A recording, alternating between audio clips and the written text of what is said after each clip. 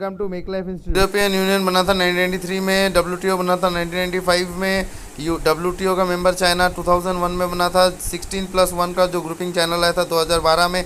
Crimea को annex किया था रशिया ने 2014 में। बाल्टिक नेशंस में एस्टोनिया, लाटविया, लुथेनिया जो गल्फ ऑफ फिनलैंड के ठीक नीचे हैं। पिरेयस पोर्ट ये सैरोनिक गल्फ पे है जो एफ्रिका और यूरोप के बीच में डिवाइड करता है। बहुत स्ट्रेटेजिकली इंपॉर्टेंट जगह है।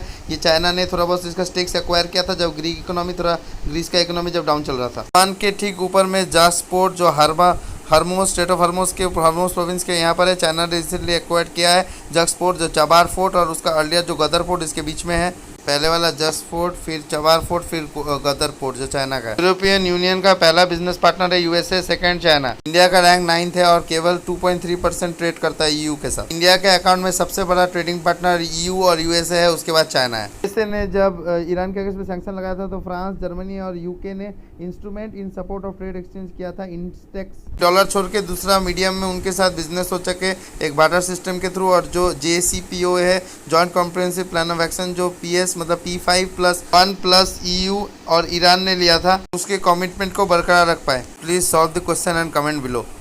सुप्रीम कोर्ट ने ऑब्जर्व किया है कि सोशली बैकवर्ड वो लोग भी हैं जो PWD है यानी फिजिकली डिसेबल्ड, इसीलिए उन लोगों को भी शेड्यूल कास्ट और शेड्यूल ट्राइब कैंडिडेट की तरह रिजर्वेशन देना चाहिए। PWD candidate horizontal reservation enjoy करते हैं, वर्टिकल रिजर्वेशन जैसे SC ST OBC इन लोगों को वर्टिकल रिजर्वेशन मिलता है। पर्सन को रिजर्वेशन देता है right of person with disability act 2016 section 34 द्वारा। 8 का 26/11 इंसिडेंट के बाद जो भी हमारा इंटेलिजेंस पे प्रॉब्लम था, लूपहोल्स था, गैप्स था, वो एक्सपोज हो गया।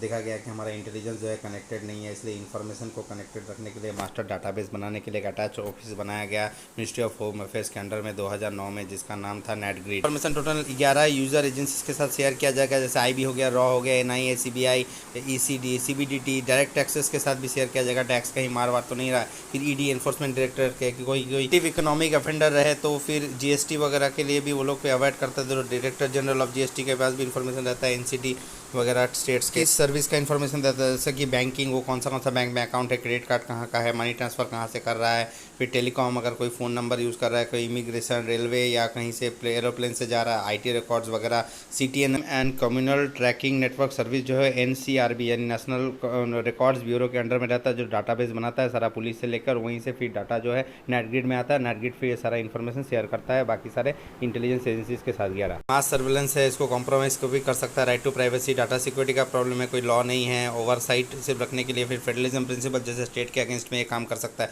स्टेट का अथॉरिटी कम हो जाता है। जून से लेके जुलाई में मिजोरम में 8 बार अर्थक्वेक हुआ है। एक फाइंडिंग्स है कि सबटेरिनियन फॉल्स है मिजोरम में। एक है चूराचंदपुर माओ फॉल्स जो यहाँ पे है चंपाई में, म्यांमार और इंडिया का बॉर्डर में, नॉर्थ से साउथ की तरफ चलता है। मड फॉल्स जो नॉर्थ वेस्ट से साउथ ईस्ट की तरफ चलता है। इन दोनों के बीच में फिर माइनर फॉल्स भी हैं। 1935 में चार्ल्स F. रिचर ने रिचर स्केल को डिजाइन किया था कैलिफोर्निया इंस्टीट्यूट में। एक मेजर करता है by amplitude of waves recorded by seismograph. उस एम्पलीट्यूड को लेके फिर अर्थक्वेक का मेजरमेंटेशन करता है। एम्पलीट्यूड ऑफ अर्थक्वेक को निकालता है 5.3 मॉडरेट अर्थक्वेक है, 3 स्ट्रॉन्ग अर्थक्वेक है। PMVVY प्रधानमंत्री वाया वंदना योजना। 2019 दिसंबर में आधार कार्ड को कंपलसरी किया गया था PMVVY के लिए। आधार कार्ड का पूर्व बायोमेट्रिक से department of financial services under finance ministry help करेंगे आधार का कार्ड लेने के लिए। इन लोगों को 60 साल या उसके ऊपर होना चाहिए एज, इसी से ये पेंशन खरीद सकते हैं ऑफलाइन या ऑनलाइन। 8% मंथली पेमेंट करेगा, equivalent to 8.3% for 10 years, exempted from GST। 10 साल तक ये पेंशनर जो है वो सरवाइव कर गया तो जितना भी दाम में खरीदा था यानी परचेजर प्राइस प्लस उसका जो फाइनल पेंशन इंस्टॉलमेंट है सब एक साथ दे दिया जाए। तो परचेज प्राइस का 75% तक लोन दे सकते हैं। मतलब अगर आपका 10 लाख परचेज प्राइस था तो 7.5 लाख तक लोन मिल सकता है। लेकिन 3 साल बाद ही लोन मिलेगा। आप ये PMVVY खरीद के आप 3 साल बाद लोन भी करवा सकते हो, और लोन करवाने के बाद आपका कोई हेडेक भी नहीं है, क्योंकि जो पेंशन आपका जो इंस्टॉलमेंट्स रहेगा उसी से लोन का इंटरेस्ट पेमेंट होगा। मतलब आप सपोजिंग 1000 करके पेंशन इंस्टॉलमेंट दे रहे हो तो वहीं से लोन का पैसा कटेगा, और लोन जो है रिकवरी के टाइम में वो क्लेम से सेटल करेंगे। बीच में मर गया तो जो क्लेम होगा 10 लाख 15 लाख जो भी मिलेगा उसी से जो है आपका लोन अमाउंट जो लिया था उसमें से कट के वापस आपको मिल जाएगा। 7 लाख आपने लोन लिया था, 7.5 लाख तो 2.5 लाख आपको रिटर्न मिल जाएगा। 10 साल के अंदर अगर पेंशनर का मौत हो गया तो पॉलिसी का जो परचेज प्राइस था, मतलब जितना मैं खरीदा था, वो बेनिफिशियरी को मिल जाएगा।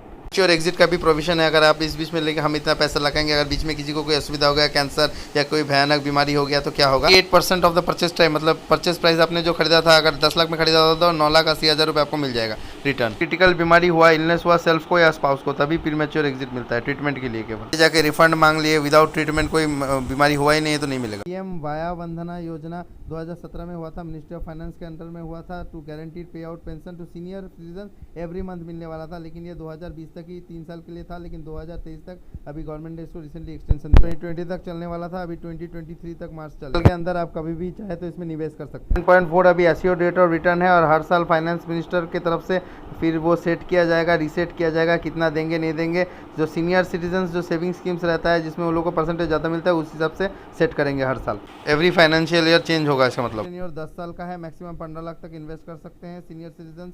एक पेंशन मिनिमम 1000 पर मंथ ले सकता है, मैक्सिमम 10,000 मंथली ले सकता है, क्वार्टरली, हाफ ईयरली, कोई बाहर रहता है विदेश में तो ईयरली। मैंडेटरी कर दिया है 2019 में ही। रेट ऑफ रिटर्न तो LIC देगा, supposing 5% market rate of return है और एश्योर्ड रेट ऑफ रिटर्न 7.4% होता है। 20 का जो 2.4% जो डिफरेंस का है, वो डिफरेंस का गारंटी गवर्नमेंट लेगा। 2020-21 में 7.4 है, आगे बढ़ भी सकता है घट भी सकता है, सेविंग्स के ऊपर, लेकिन एश्योर्ड रेट ऑफ रिटर्न होगा। पैडी एक वाटर इंटेंसिव प्रोसेस है, जब सीड को वाटर के अंदर में रखता है जर्मिनेट करने के लिए, तब वो वाटर के अंदर में बायोगैस वगैरह एमिशन करता है वाटर से, बाद में उसको फील्ड में दिया जाता है ताकि वाटर इंसेंटिव CH4 एमिशंस बहुत ज़्यादा होता है मीथेन का। ट्रेडिशनल मेथड से हट के DSR direct seeding of rice technique जो है उसमें पानी कम लगता है, जल्दी मैच्योर होता है 10 से 11 दिन के अंदर में, और जल्दी जो है स्टबल बर्निंग का दरकार नहीं पड़ता है बर्न करने का। बैक पाउच को कोई इन्वेस्टिगेट नहीं करता है, जो डिप्लोमेटिक जो मिशन पे जो आता रहता है उसको फिर होम गवर्नमेंट से जो भी चीज़ भेजता है वो डिप्लोमेटिक काउंसिलर वो प्रोटेक्टेड रहता है। ऑफिशियल एंट्री में कोई उसका बैग को चेक नहीं करता है, डिप्लोमेटिक इम्यूनिटी होता है, कोई सीज नहीं कर सकता under article 27 of 1961 Vienna convention. Escort करता है डिप्लोमेटिक कुरियर और सिमिलरली इम्यून है अरेस्ट और डिटेंशन से। लेकिन रिसेंट स्मगलिंग हुआ था केरला में, जो UAE का डिप्लोमेटिक बैग से जो अनऑथराइज्ड एंट्री कर दिया और वहाँ पे कॉन्सुलेट पकड़ा गया विद गुड्स मेकिंग, लेकिन अब UAE का बोल रहा है कि उसको कुछ नहीं पता इस बात।